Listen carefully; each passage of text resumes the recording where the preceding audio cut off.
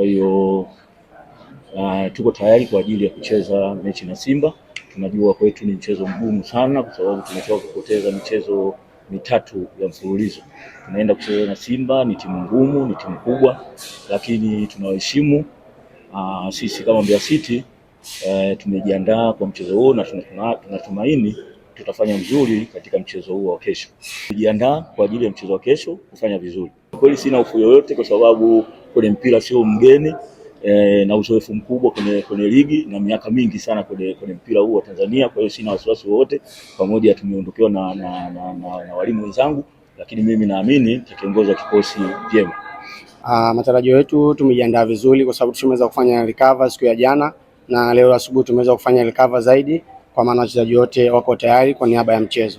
Kubwa unapopata na msiba ni lazima uweze kusikia maumivu, lakini hali yote lazima kila kinachozikwa lazima kiweze kusaulika, kwa sababu ile limeshapita. Mwalimu ameweza kuondoka, lakini haitufanyi si wachezaji tushindwe kufanya majukumu yetu. Kwa sofa sisi tutapambana kama wachezaji na kuhakikisha tunaipambania Mbeya City kwa sababu ndio waajiliwa wetu na sisi ndio wachezaji wao. Kwa hiyo sisi tunaipambania nembo yetu. Kwa hiyo kikubwa kwa sasa tutafanya vizuri na tuwape heshima tu kuona siku ya kesho mchezo utakuwa mzuri zaidi. Mjitokeze kwa wingi na mashabiki wetu wanakuja, kwa nadhani tutakuwa na hali nzuri katika siku ya kesho kufanya vizuri zaidi.